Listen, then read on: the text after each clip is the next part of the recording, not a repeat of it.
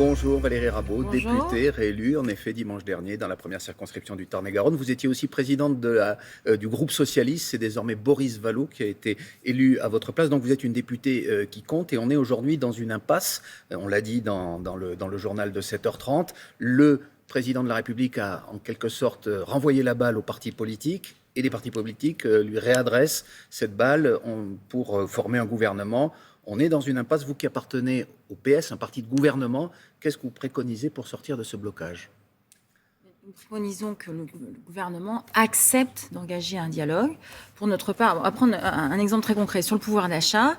Nous avons mis des propositions sur la table, le SMIC à 1 500 €, avec une conférence salariale qui réunit l'ensemble des partenaires sociaux. Est-ce que le gouvernement est d'accord, oui ou non? C'est-à-dire c'est 1 500 € ou rien, parce qu'on sait que, par exemple, il a ses propositions, et ce ne sont pas celles-là. Est-ce que chacun ne doit pas mettre un petit peu de...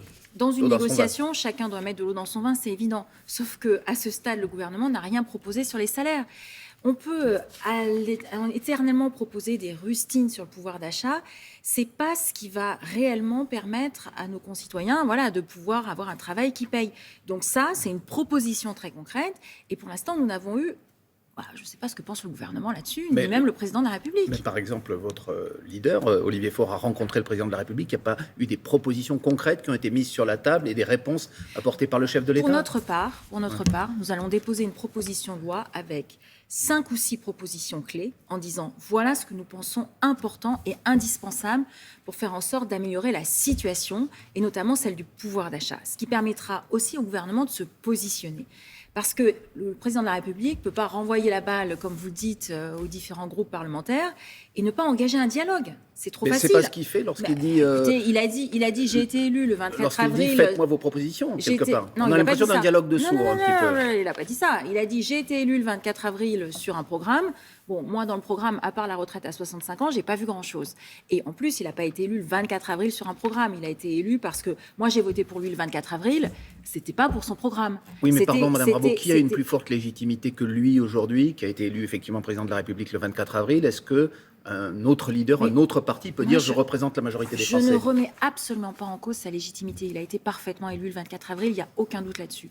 Par contre, là, il faut avancer pour qu'on fasse en sorte qu'il n'y ait pas un blocage dans notre pays, alors qu'on a une crise économique majeure qui se profile, on a une inflation galopante, et il n'y a aucune réponse qui a été apportée sur le pouvoir d'achat pour nos concitoyens. Alors, sur le pouvoir d'achat, s'il y avait des inflexions annoncées par bientôt Elisabeth Borne, notamment dans son discours de politique générale, est-ce que vous pourriez dès lors participer à une coalition comme cela se fait dans d'autres pays européens, en Allemagne par exemple, je le rappelle, les socialistes, donc les sociodémocrates plutôt comme vous, participent à un gouvernement avec les conservateurs. Est-ce que c'est impossible en France à ce stade? Alors, la coalition, c'est non. Ça ne fait pas partie de notre culture, en tout cas politique, telle qu'elle est prévue par la Ve République. J'y reviendrai pour savoir si je le regrette ou pas. En revanche, voter des projets de loi, la réponse est oui. On l'a toujours fait. Lorsqu'il y a eu le premier projet de loi de finances rectificatif pendant la crise sanitaire, nous l'avons voté, nous prenons nos responsabilités. Mais encore une fois, pour qu'on puisse en arriver là, il faut qu'il y ait une négociation sur des propositions et pas juste des invectives ou des slogans qui pourraient exister. Il faut qu'on se mette autour d'une table, qu'on prenne un crayon et qu'on dise, voilà, sur le pouvoir d'achat, nous défendons le SMIC à 1 500 €, nous défendons le fait que les retraites soit à nouveau revalorisée avec l'inflation. Je rappelle qu'elle l'était jusqu'en 2019 et que c'est la majorité précédente qui a arrêté cette revalorisation. Vous dites que vous voteriez au cas par cas. Alors on parle du pouvoir d'achat, mais il y a d'autres sujets. Par exemple, la sécurité. Emmanuel Macron et son gouvernement, et Elisabeth Borne ont promis d'agir sur ce point. Par exemple, de doubler le nombre de policiers dans les rues. Est-ce que nous le voterons. Vous le voterez, mais est-ce que, par exemple, la France insoumise à laquelle vous êtes allié le votera? On peut en douter. Mais je ne veux pas parler pour les autres. Mais vous êtes allié, vous êtes venus dans ces élections législatives tous ensemble. Il ne vous aura pas échappé que nous avons 4 groupes parlementaires bien identifiés. Donc moi, je vous parle des positions que nous portons. Vous interrogez les autres pour les positions qu'ils portent. Ça veut dire que chacun fera un petit peu cavalier seul dans le choix, parce qu'il faut être clair, dans le choix du vote pour les différents textes du gouvernement. Par exemple, sur la sécurité, j'y reviens. Non, mais je veux dire, si vous doublez le nombre de présences de policiers sur le terrain, moi, j'y suis favorable, donc je le voterai. Et sur les questions économiques, vous pensez que vous serez d'un bloc, que toute la gauche votera dans le même sens? Je ne sais pas ce qui sera sur les questions économiques. Ce que je sais, c'est que nous allons déposer une proposition de loi avec des propositions pour dire au gouvernement, écoutez, on ne peut pas continuer ce blocage, voici ce que nous vous proposons, qu'est-ce que vous en pensez? On voit l'Assemblée nationale. Est-ce que vous souhaitez qu'Elisabeth Borne engage sa responsabilité devant les députés? Oui. Oui. Oui, il faut être clair. Il faut qu'elle mette des propositions sur la table. Encore une fois, dans le programme présidentiel, en dehors de la retraite à 65 ans, du report de l'âge légal, il n'y a pas grand-chose. Il n'y a pas grand-chose. Est-ce que vous Donc là-dessus, elle doit se de ce que vous savez, positionner. vous voteriez Moi, ce que la je confiance? regrette, mais j'en sais rien, je ne sais pas ce qu'elle va annoncer mardi prochain, ce qui est quand même un peu surréaliste. Quand on est dans une situation de blocage, je pense que pendant cette semaine, elle pouvait réunir sur un certain nombre de propositions, mais tout le monde elle va autour recevoir les partis politiques. Oui, d'accord, elle les reçoit un par un.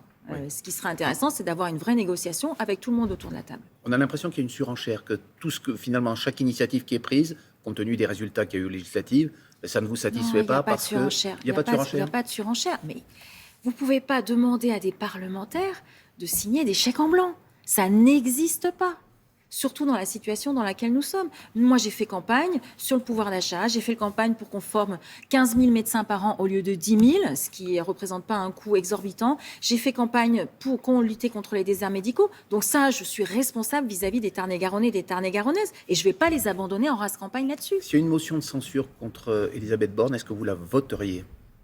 Mais je ne sais pas sur quoi porterait la censure. Enfin, à ce sur stade, le gouvernement, mais on ne peut pas dire je censure le gouvernement alors qu'on ne sait pas ce qu'il propose. Mais vous pourriez la voter, le cas échéant, mais moi, selon ce qu'elle propose? Je préférais que la Première ministre fasse un discours de politique générale clair, avec 10 propositions charpentées, qu'elle aurait eu l'occasion peut-être d'aborder avec les uns et les autres, et qu'elle engage sa responsabilité là-dessus. Et si ça vous plaît, vous voteriez la confiance éventuellement? Et je ne sais pas ce qu'il y aura dedans. Si elle met le SMIC à 1 500 €... Elle ne le fera pas, vous le savez. Si elle ne le fait pas, mais on verra bien ce qu'elle propose sur le pouvoir d'achat. Il y a un enjeu très fort, on l'a dit dans le sujet de 7h30, c'est la présidence des commissions, et en particulier celle de la commission des finances, qui a beaucoup de pouvoir à l'Assemblée nationale. Et vous êtes portée candidate en proposant une présidence tournante au sein de la gauche. Où ça en est pour l'instant? On n'a pas senti un grand enthousiasme de la part de vos alliés de la France insoumise pour l'instant. L'élection, c'est jeudi prochain. Il reste quasiment encore une semaine. Oui. Voilà. Mais est-ce que vous êtes toujours candidate à cette fonction? Oui, je suis toujours intéressée et candidate à cette fonction. Et vous savez qu'il y a un autre parti qui la revendique, cette présidence, c'est le Rassemblement national. Est-ce qu'il est légitime, le Rassemblement national, puisqu'il a le plus grand nombre de députés, 89, en tant que parti politique? Certaines personnalités, même le président du Sénat, par exemple, dit pourquoi pas le Rassemblement national plutôt qu'une personnalité de gauche? Mais mon objectif, c'est que le Rassemblement national ne préside pas cette commission des finances. Quelle raison? Parce que... vous savez, quand le 24 avril, j'ai voté pour le président de la République, je ne l'ai pas fait pour son programme, mais je n'ai mis aucune condition, parce qu'il était confronté à la présidente du Rassemblement national, qui pour moi se situe en dehors de la République. Donc, je suis... Pour quelle raison se situe-t-il en dehors de la République? Parce que ils n'ont pas été élus démocratiquement. Ils ont été élus démocratiquement. Les positions qu'ils portent et qu'ils défendent, ne sont pas celles qui s'inscrivent dans la République. Donc là, j'ai une ligne rouge très claire, et je mettrai toute mon énergie pour que cette commission des finances ne revienne pas à un député du Front National. La présidence ne revienne pas à un député du Front National. Mais ce serait illégitime néanmoins légalement Mais légalement, il y a la légalité et il y a la défense de la République qu'on peut avoir envie de porter, et donc je m'engagerai pour faire en sorte que cette présidence de la commission des finances la République, ne revienne pas à un député ou une députée du Rassemblement national. Comment vous voyez l'avenir de la gauche? Il y a certains socialistes qui se sont exclus d'eux-mêmes, en quelque sorte, de cette NUPES, je ne sais pas comment on dit vraiment, à l'occasion des élections législatives. Vous voulez qu'ils rejoignent la famille, qu'ils reviennent avec vous aujourd'hui? Je souhaite qu'ils soient toujours socialistes. Je souhaite que la démarche, qui est une démarche véritablement de repositionnement vis-à-vis de tous les grands enjeux que nous avons aujourd'hui. Il y a celui du pouvoir d'achat, il y a celui de l'énergie, mais ce n'est pas une histoire de s'allier ou de ne pas s'allier. C'est une histoire... Non. La famille socialiste, elle est restée... Nous avons dans notre groupe des députés qui n'ont pas été élus dans le cadre de cette coalition, comme vous le dites, et qui ont vocation, évidemment, à nous rejoindre. Et Bernard Cazeneuve, François Hollande, des personnalités de premier plan qui ont dénoncé cet accord avec Jean-Luc Mélenchon, est-ce qu'ils font toujours partie, à vos yeux, de la famille socialiste?